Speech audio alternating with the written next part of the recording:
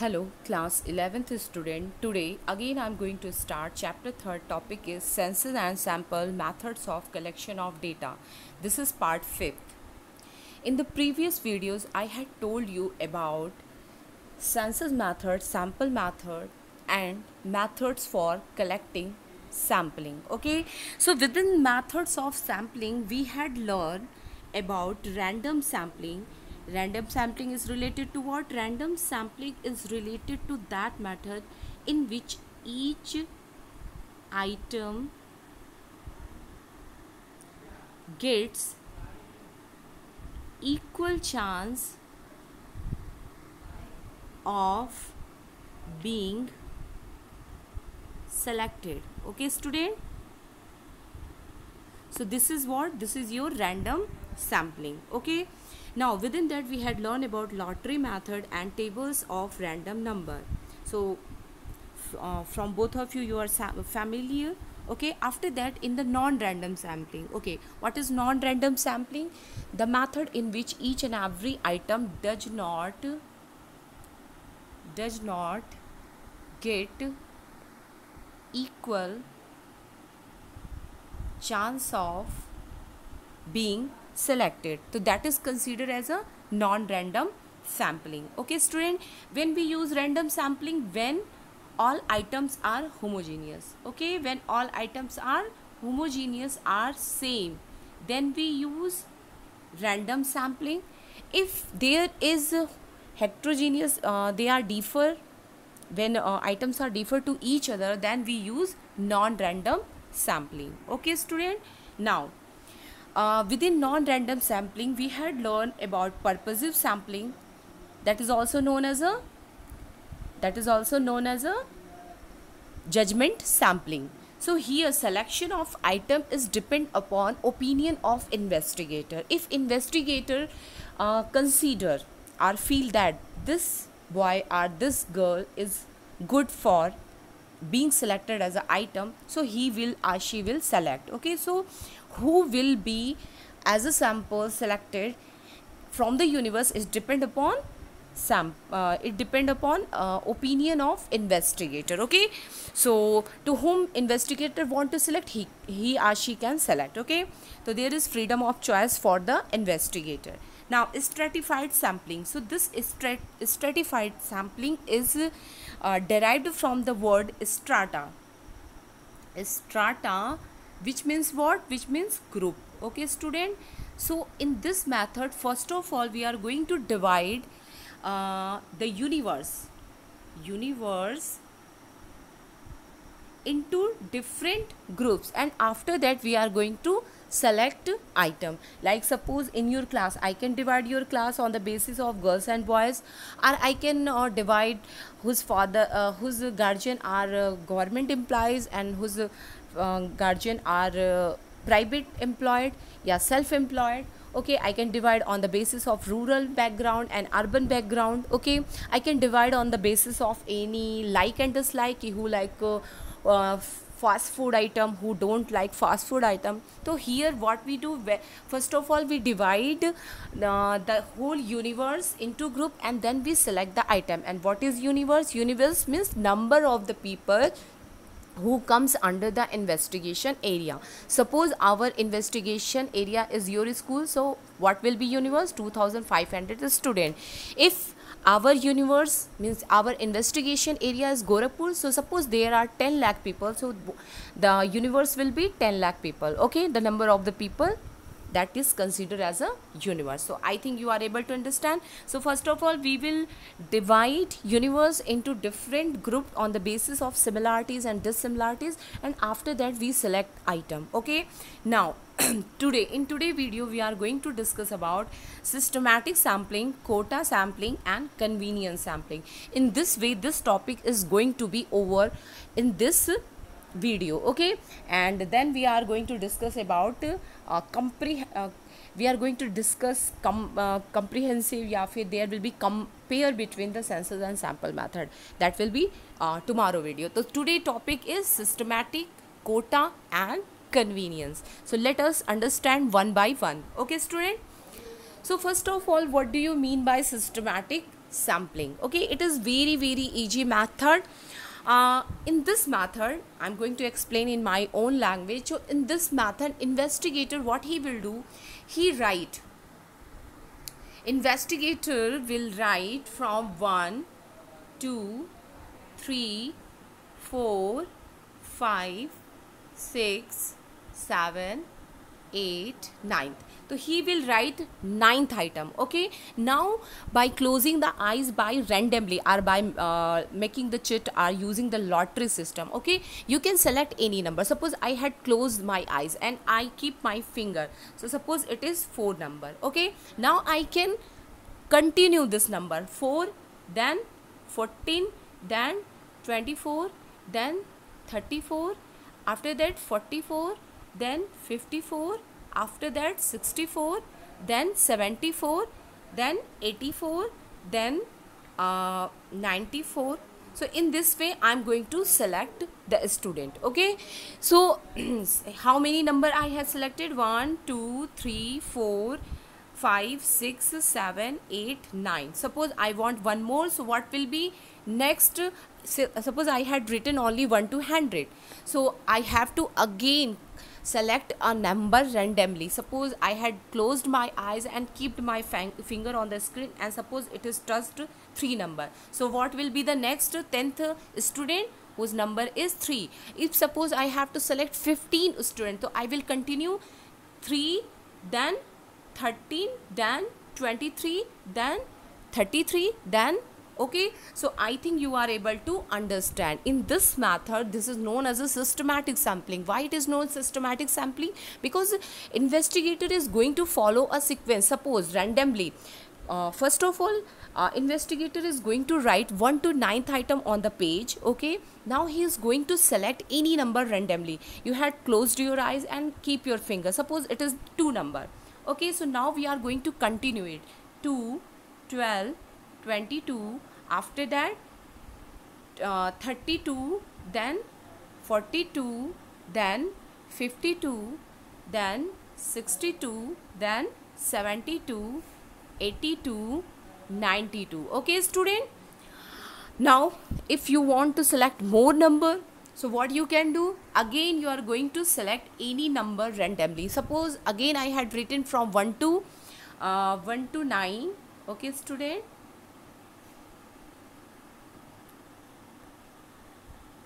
Now again I am going to select any number by closing my eyes. Suppose this time 8 will come. Okay, so now we are going to continue 8 sequence. So what will be 8 sequence? 8, 18, 28, 38, 48, 58, 68, sorry, here is 68, 68, 78, 88, 98. Okay, so I think you are able to understand. You had got it. Okay, so let me understand with the help of the slide. Okay, what is the meaning of systematic sampling? The method in which out of complete list of available population, every nth item of the number item is selected as a sample item is called systematic sampling. This method is considered to be shortcut method of random sampling. If 10th item are to be selected from 100 item, then every 10th item from the selective universe would be selected randomly. The first selected number is suppose 9th. So we are going to follow the sequence of 9th. So it will be 19th, 20th 9, 30th 9, 40th 9, 50th 9, 60th 9, 70th, 80th and 90th. Okay, so I think you are able to understand the meaning of systematic sampling. Or if you talk about your book, so in your book page number 53, then the definition is given. According to this method, units of population are numerically, geographically or alphabetically arranged, and every nth item of the number item is selected as a sample item. So simply what we are going to do in this method, investigator is going to write nth item on a paper sheet. He is going to select any number randomly and then he is going to follow the sequence. Okay, so this is what, this is your systematic sampling. Okay, suppose 3. Suppose the random number is 3, what will be sequence? 3, 30, 23, 33. Okay, so you will continue how many numbers you want to select it. Okay, so this is your systematic sampling. What are the merit of this method? So this is very simple method and sample is easily determined. Okay, there is hardly any possibility of personal bias in the method. So two things we find in this method: it is very simple, and next is there is less possibility of biasness. Okay, now what are the demerit of this method? So every item in the population does not get equal chance of being selected because the first item is selected on the basis of random sampling. I had told you na ki investigator is going to write 9th item, 1 2 3 4 5 6 7 8 and 9, and he is going, yeah, she is going to select any one of them on lottery basis or by closing the eyes. So in this way only 1 to 9th item get equal chance of being selected, and otherwise other are not going to get this chance. So this is the drawback of this method. If all the item in the population are homogeneous, this method of sampling serve no specific purpose. Okay, so it doesn't matter who is going to be selected. There is no meaning of following any sequence if all the items are homogeneous. So then we can use random sampling, we can use lottery system because everyone is having equal features. Okay, so it is necessary that there will be some dissimilarities so that we are able to make the use of this method. Okay, so this method is useful when items are differ to each other. Okay, then we are going to arrange in it. So I think you are able to understand what is systematic sampling. So in this method, investigator is going to write 1 to 9th item on a paper. The investigator is going to select any number by closing the eyes by using the lottery system. Okay, whatever number will come, suppose it come 7, so he is going to follow the sequence 7 17 27 37 47 57 67 77 87 97. Okay, so this is your systematic sampling. So only 1 to 9th item get chance of being equal selected. Okay, and then he follow just sequence. So this is very simple method. Now next method. So next method is our quota sampling. Okay, quota, I think this name is, you are familiar with this name, quota. Quota means reservation. Okay, like if you want to travel in train, so there is quota for old age person, for women's, if you go to intercity from Gorakhpur to Lucknow, so there is a special compartment for the women's. Okay, if you are traveling in the bus, so there is also some seat reserved for women's as well as for who are disabled, like in metro also. So this is what quota, when there is fixation ki this is used by this one only. Okay, so I think you are able to understand this term quota. Okay, reservation. Okay, now in this method, what investigator is going to do? The investigator is going to determine how many number he is going to select from particular group. Okay, so this method is actually this method is related to stratified sampling. First of all, investigator is going to divide universe into different group, and after that into the fixed percentage he is going to select the item. So this is what your quota sampling, what is written in your book. In this method, population is divided into different group. So remember, the first step is what? First step is dividing universe into different group. Okay, R class, and according to different characteristic of the population. So this is the first step, कि investigator is going to divide universe into different group. Okay, like I can divide your classroom on the basis of girls and boys.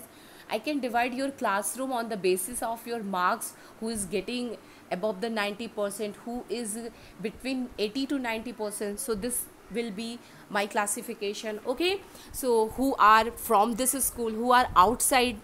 Okay, so there will be any base, it depend upon the nature of inquiry. So first of all, investigator is going to divide universe into different group. After that, what he will do, so he is going to select he is going to select item that is fixed according to the proportion of group, okay, and some quota of the item to be selected as a sample item fixed for each group.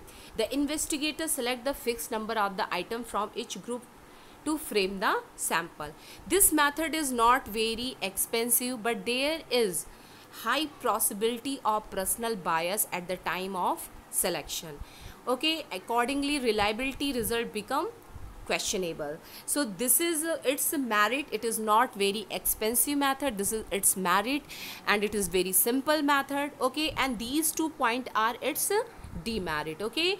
These 2 point are its demerit. Personal biasness, there is chance of personal biasness, this is the first demerit. And the second demerit, ki result become questionable if there is personal bias, okay student. Now in very simple language, I'm going to explain it once more, but first of all you see this example. For example, in a survey of newspaper, the investigator may be told to interview 100 people, okay. एक reporter है जिसे बोला गया है कि उसे 100 people का interview लेना है. What he is going to do? So in city, in a particular city, so out of which 25 people to be interviewed should be housewife, okay, 25% housewife, 45% employed, 30 should be children. So within the quota, the interviewer have full freedom to select the people. Simply, what is this method? So in this method, universe is divided into different group like housewife, okay, employed person and children, and after that you are going to select the number of the people and to whom you want to select, you are having the freedom. जिसको भी आप चाहते हो आप select कर सकते हो, लेकिन आपको according to the quota you have to select 25% housewife, 45% employed people and 30% children. So there will be fixation. So this is like stratified या mixed sampling, but there is one difference, that is कि here is fixed how many people you select from which group. यानी अगर आपने अपने suppose करिए कि अगर आपने अपने यूनिवर्स को 2 पार्ट्स में डिवाइड किया है, तो यहाँ पे पहले से ही फिक्स है कि यहाँ से आप 20% सैम्पल लोगे और यहाँ से आप 30% सैम्पल लोगे, okay. So this is fit. तो यहाँ person proportion how many items you select from each group, it is fixed. So this is your quota sampling, okay. So what are the merit? It is very simple method, okay, and it is very less expensive. But what is demerit? There is more chance of biasness, and if there is bias selection, so the result is not going to be correct. Now next method is convenience sampling, okay. So first of all, what do you mean by convenience? Convenience means what? Convenience means it is depend upon your work. When you are able to do anything in AG mode that you like, it depend upon your preference, okay. Like if suppose in school, if you want to come in your school to take your report card, and there is freedom, you can carry any dress. So this is what? It is convenience, okay. So this is what convenience means. It depend upon investigators' comfort, okay. So investigators select sample according to comfort, okay, on the basis of comfort. He is not going to think about the result, he is not going to think about the accuracy, he is just going to think about one thing, that is his or her comfort. So जब भी investigator अपने comfort के according sample selection करता है, तो उसे हम क्या बोलते हैं? Convenience sampling. So what is written in this method? Sampling is done by the investigator in a such a manner that suits his convenience, means according to his comfort. So to illustrate, an investigator may select a sample of a teacher merely by referring to the college prospectus. So this method is the simplest and least expensive, but unscientific and unreliable. So this is the merit of point out, you write the heading merit and note down in your copy. This method is simplest and least expensive. And what are the demerit? Unscientific and unreliable. It depend too much on the whims of enumerator. Means ये जो investigator या इनोमिनेटर है ना, ये उसके like या dislike के ऊपर डिपेंड करता है, ये उसकी कंफर्ट के ऊपर डिपेंड करता है. Investigator is not going to think about result, accuracy, reliability. He is just going to think about his comfort.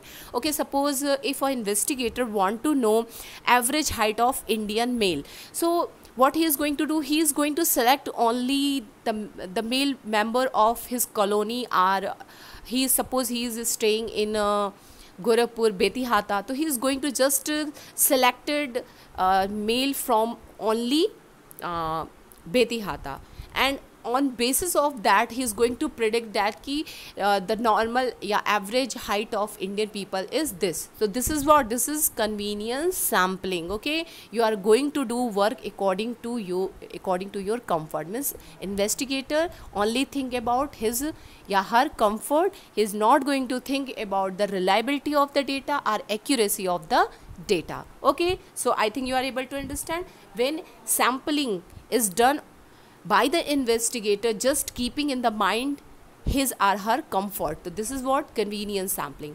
What is this demerit? It is unscientific and unreliable. What is this merit?